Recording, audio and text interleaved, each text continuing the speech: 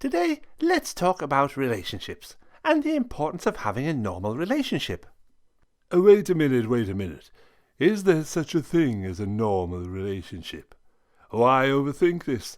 Why should you even care if your relationship is what you call normal? Who can be the judge, anyway? I think you underestimate the importance of normal. Let's talk about this.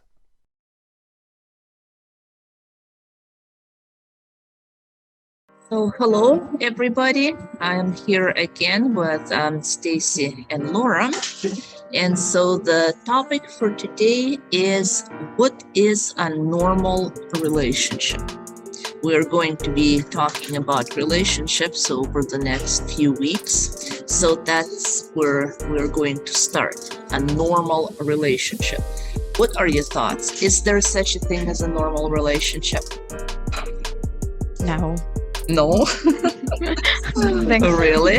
Yeah, I think so either. Why do you say that? I mean, there's no perfect relationship in the world. You know, you're always going to have something that you don't like about your partner. There will always be things that could potentially be better. You're probably going to have fights every now and then. Living in total peace and harmony is just not reality. Well, that is definitely the truth. We can't argue with that. Very good observation. But I really didn't say a perfect relationship. Did you notice? I didn't ask if there was such a thing as a perfect relationship. I asked if there was such a thing as a normal relationship. Now, you just told me that having disagreements, fights, not always something liking about your partner is normal, right? Yeah, I think it's normal. So that would define a normal relationship, right? I guess so. So do normal relationships exist then, Laura? I don't know. I think it's a trick question and I don't trust you. Okay, should they exist? Yes. Yeah. Yes, they Yeah. should. Yeah. Great. So why is that? Why normal relationships should exist? I'd just like to say, because if you're in a relationship and you feel it's not normal, then you're bound to always feel there's something wrong with you. Yeah, exactly. I think she nailed it. Right. I totally agree. She definitely nailed it. I just thought of my own relationship, like, do I feel it's normal? And yes, we have our ups and downs, but overall, I feel it's a normal relationship. If I didn't feel it's normal, like if I couldn't say that, that would only mean I'm feeling that something is terribly wrong, right? Yeah, I think that's a really good point you made. If I felt my relationship is somehow not normal, I'd feel pretty troubled too. And of course, yes, I would feel also that something is terribly wrong in that case. Right. And that's exactly what I was talking about. Thinking of myself as suddenly finding myself in a relationship that I couldn't think as a normal, associates with fear, danger, and possibly even abuse to me. Mm-hmm. Exactly. Yeah. Power of associations, by the way. You've been definitely listening. We've talked a lot about associations and how they're telltale signs of what's going on in our life inside of us. Sometimes something that we may not always realize is going on. But yeah, everything that you guys said is spot on, and I totally agree. That when you can't say that your relationship is normal, then there's something terribly wrong. I mean, to the point of abuse. There's something not, there's a red flag in there. But isn't it interesting that when we first hear the question about normal relationships, like, is it a reality or not? And, once we kind of start getting to the point that it is a reality and is a desirable reality, then there's still this type of hesitance. It's like, is normal even a thing? So it's hard for us to kind of jump to that conclusion. That's why you guys said no in the beginning. Our default reaction is no, they don't exist. I find that, very interesting. Funny that we react this way, right? I know, but don't ask why it is. Right now, we don't know. You had a feeling I was fixing to do that. That's okay. Let me give you my thoughts as to why. And in the group, you guys who are in the group know what I'm talking about. Those of you who are watching elsewhere, I'll give you a little bit of a background. We've been talking about the concept of egregores. And those of you who are not familiar with this concept and you're going to look it up, don't be scared, because the first definition that comes up on Google is that it's a term used in a cult. Well, that's where it's used, because that's where the concept is used for their purposes, as in mind control.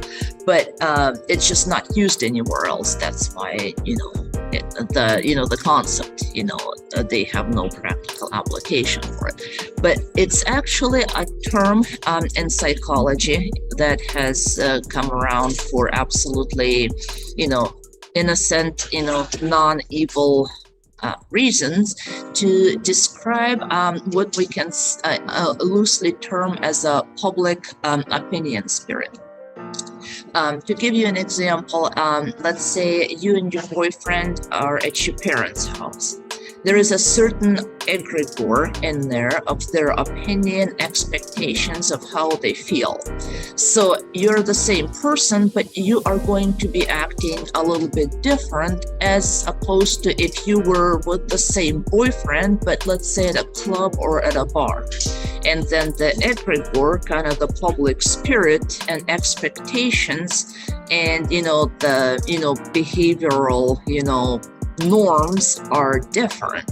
And so even though your norms and your views don't change from one place to another, and you're still being yourself in both places, you're going to be acting different, you're going to be reacting different, you're probably going to be laughing at different jokes. So that is going to affect you. So that's what an egregore is. It's kind of the power of public opinion, but it's more than that. And that's why we don't just say opinion. There is an energy to it. There is definitely an energy to it, and that's why it is so strong and so powerful. So, but let's get back to the question of what we're talking about, and why the concept of normal relationship sometimes kind of rings a bell to us, is that that may not be something that exists or should exist. And so public opinions, obviously, they vary from the environment of your parents' home to a bar to a whole country, and they change with times, and certain times have certain egregores that dominate. To give you an example, back in Dark Ages, when Catholic Church was the dominant egregore, eventually it came to the point of, I'm sure you've heard of Holy Inquisition. They were burning people at the stake, those who would speak something contrary to the dogma that they had, and that felt perfectly fine, and the world rolled with that because that was dominating. Once that was gone, I think we as the world kind of bounced to overcompensate to another side of that spectrum. And that's what I'm getting at, is that right now in our day and time, we have developed an egregore that kind of dictates that there is no absolute truth, there is no absolute anything. There is no absolute right and wrong. It's all your personal opinion. So that is kind of the dominating egregore that we're living. But however, egregores are very powerful, and they're definitely real.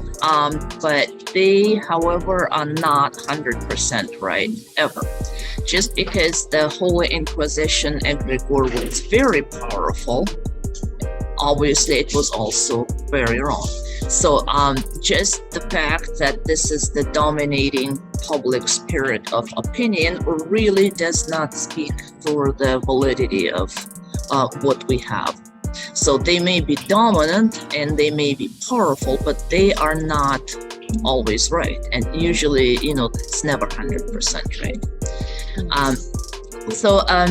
In our science of association, we are discovering that the idea of absolutes not existing when it comes to the normal versus not normal, or true versus not true, those absolutes do exist, contrary to popular belief, contrary to the opinion, the notion that we have under this egregore. Give you very simplistic examples. For example, the sky is indeed blue. It's an absolute. It's a truth. It exists. That's what it is. Mississippi River, I can't talk today. Mississippi, that's a challenge for a lot of people, by the way. But Mississippi River does flow into the Caribbean. Again, it either does or it does not. Again, it's the absolute true versus not true that does exist. Going to the concept of normal, if we have 2 arms and 10 fingers, it's normal. Anything that is less or more is not normal. And how do we know? Because if we have less than 10 fingers, then it's a handicap. We can't do certain things. We can't write, we can't do jewelry. If we have more than 10 fingers, then you're a mutant. If you're a mutant, you're going to have other health problems, guaranteed, because it's a deviation from normal. So those things do exist. And when it comes to relationships, what we're talking about, let's recall our earlier discussion. What is the idea that we associated with not normal relationship? What were those associations? What did associate it with for you? For me, fear. Fear? Yeah, and danger and pain. Exactly. So possibly even abuse, I think Laura said. Yeah. So this is why normal is important. Just like, less than 10 fingers or more, when we deviate from normal, we're going to start having problems. And same thing is true about relationships. If it's not normal and we start stepping away from that concept, that is a signal to our psyche, to everything in our physical and emotional being, that we're stepping away from the plumb line, the way it was designed to function at its optimal, and we're going to have problems. And the biggest thing, though, I want to circle back to the public opinion, to the egregore part that has a different dominating opinion right now that, let's not seek out, normals and truths. The biggest problem with that is that instead of encouraging us to understand what that optimal is, the optimal normal, the normal plumb line at which our relationship is the most rewarding, that feels the best, we get the best out of it. Instead of seeking out what that is and striving to bring ourselves to that particular position. Instead, we are putting our effort into trying to justify why it's not. because after all, if there's no normal, if it is what it is, it's just a matter of opinion. And so instead of saying, hey, maybe I need to correct something and change something, the effort is at accepting what it is, even though it may not be the best, and then things go south from there. So if it's a matter of perception and normal does not exist, then basically anything goes. And instead of correcting our issue, our effort is aimed at trying to change the consequences and trying to change how we feel about them, the feelings that are associated with the consequences. And that sometimes can create a pretty serious mess, because when you try to change associations, you're literally messing with your head and you're trying to change reality. Because as we all know, these are very strong connections, which are between associations and what really is, and oftentimes we don't even consciously realize what's there, but associations tell us. And so again, even though the dominating opinion is towards that, there are nations that may have a wrong public opinion. Say, Muslims treat their women the way we all know is unacceptable, but under their egregore, that's okay. Under our egregore, it's okay to think there is no normal, and we're encouraged to think those things a lot of times, but it is very detrimental to the effort of building a very rewarding, very happy life, because there is a disconnect between what actually is and those things. And why am I talking about this? Because I want to impress on you the importance of seeking out a normal relationship. Yes, it's real. Yes, it exists. Yes, it's a worthy goal. And yes, you'll be 100% happier if and when you build a relationship on the concept of how I do it, so that it gives back to me the most. And so one thing that I want you to walk away with is that the concept of normal relationship does exist, something that we need to strive for. And as I'm talking about this, do you guys agree with me about the importance of the normal relationship concept? Or did any of you bounce back under the dominant opinion that there is no absolutes and there's nothing including the concept of normal? It's really funny actually how it works, for real. When you're explaining things here, I agree with you 100%, but as soon as you say strive for a perfect relationship, my mind immediately goes, not possible. Yeah, she's, just to chime in though, she's not saying perfect, she is saying, normal. Right, exactly. And that's another concept that is under our dominating opinion and egregore, so to say, is that the boundaries and the distinctions between perfect and normal are often blurred. So when we are encouraged to think of things as there is no absolutes and everything is just a matter of an opinion, then, whether you term this absolute normal or perfect or true or whatever we may term it, it's still wrong. However, there is obviously a difference between something being perfect, the way, trying to, force it into being a certain way, and something being normal, meaning the plumb line of when it works the best for us. Kind of the ultimate following of manufacturer's instructions of how does this need to be so that it is the most rewarding and so that I get most goods, most benefits from it. So anyway, we have very how would I put this? We have very little control over, public opinions and what other people think. But one thing that we can do is decide for ourselves of what is the right thing and stick to it regardless of what that dominating egregore dictates, so to say.